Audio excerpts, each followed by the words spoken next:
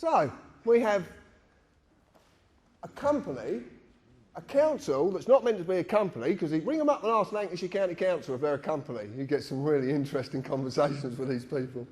We're not a company, but you've got a registration number. And it's got 666 in it. What's going on?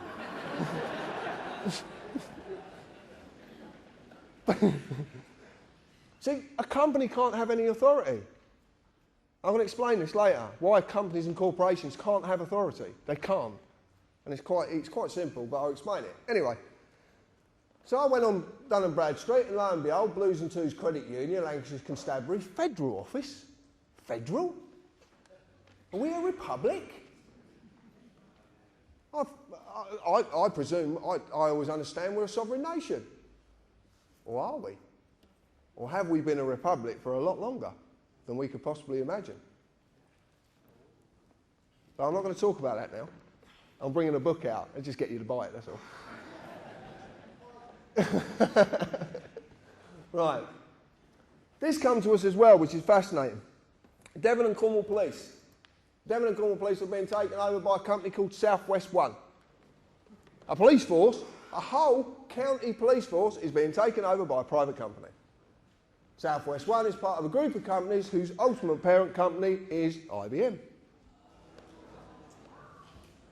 Oh, you know about IBM. Right, I don't have to say anything. And this is a police constabulary. A public service paid for by taxpayers' money, well, supposedly, who only have any form of authority because they hold individual oaths. This is what I talked about with the police. The police service as a whole doesn't hold an oath because it can't. It has to be every man and woman in that service. If it's for me, I'm busy. I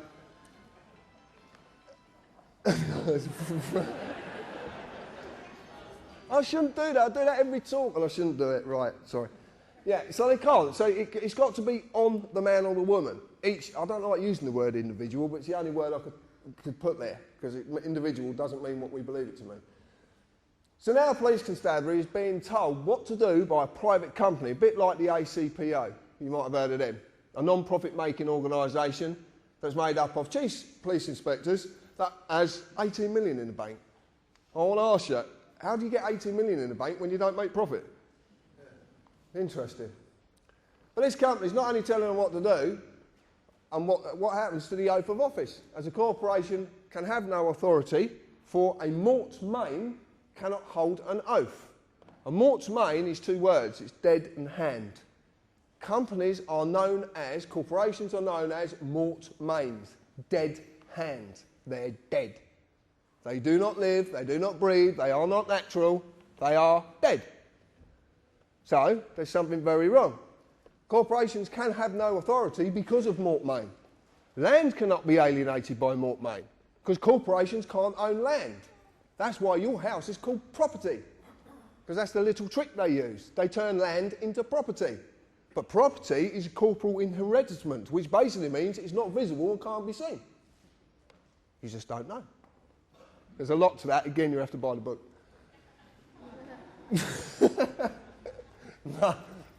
Right, this is what I want to talk about. This is it. Legalese, a language of a company called the Law Society. And it simply is a manipulation of the English language. That's how simple it is. And people say, the Law Society is not a company. Well, according to that, it is. Anybody got credit card debts? Yeah, they couldn't. And do you get phone calls off these people? They're quite insistent, aren't they? Yeah. So what do they ask you first? First thing they ask you, your name. And then they ask you for the first line of your address and your postcode and then your date of birth. Don't they?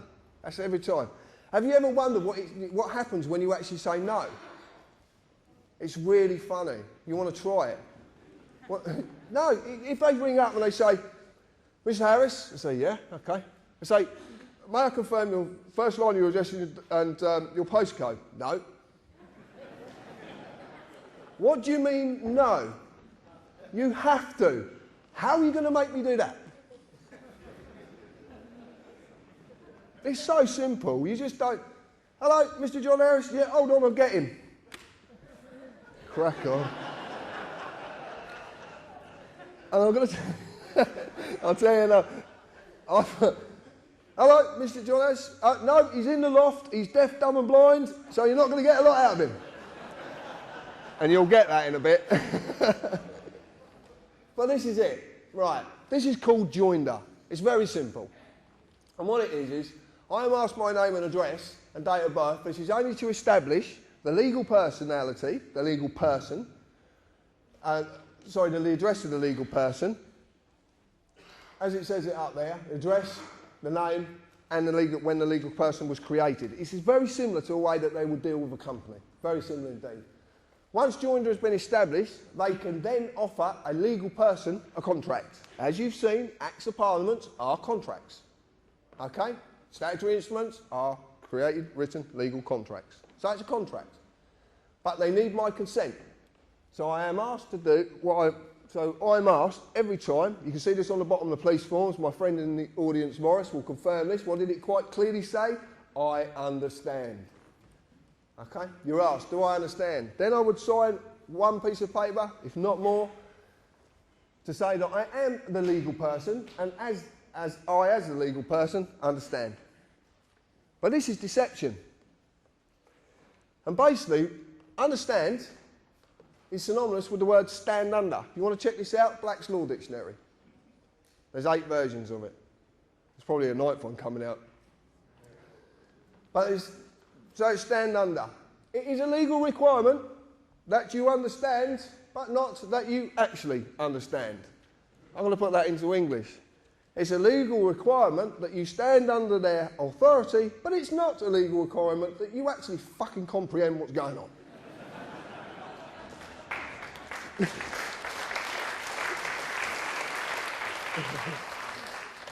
During any process I am subjected to by the corporate officers, I will be asked at some time, do you understand? This is simply about getting your consent, because you have to say yes.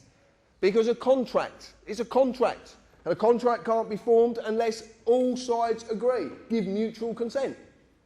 So you're asked it, do you stand under me? Do you give me a corporate officer authority? That's what they're actually saying to you. But it's not you, it's a legal person. It is this piece of paper. This is a blank one. But this is this piece of paper. This is all they can act against. Yeah, but you need to represent it. And that's what the joinder's there for, to get you to represent it. So let's look at a fixed penalty notice, the deception of notice, joinder, understand at work. This is it at work, very simply. In legalese, a notice is not a bill. A notice is not a demand, it is an offer of a contract. Notice is synonymous with offer. When the offer has been made, the legal person must be established through joinder, for the legal person is nothing more than a piece of paper. But they have to establish it. Otherwise, they can't offer the contract to it. Because of this, they need the man or woman to agree to represent the piece of paper by saying, I understand. Fixed penalty notices are the same as all and any statements made. They are simply self-perpetuating contracts. They perpetuate themselves. It's completely deceptive. I'll show you how it works. It's not very clear. If you look at the top there, it says penalty charge notice. So it's penalty charge offer. Okay, so it's an offer of a penalty charge. Then you get all the bullshit, right? And it is bullshit. And it says notice to owner, blah, blah, blah, blah, blah. And it even says there, the person. So they're even telling you what they're acting against. They're telling you. They have to tell you. They go around here, and then you've got this magic little box here. Because what you do is, you tell them who the legal personality is. You tell the address the legal personality is at. You put the postcode, and if you're stupid enough, you put a daytime telephone number. And then you put a signature to say, I understand. Self-perpetuating. Self-perpetuating contract. So simple. And the rest, if you make a statement to the police, is exactly the same. It's a self-perpetuating contract. You just don't know you're doing it.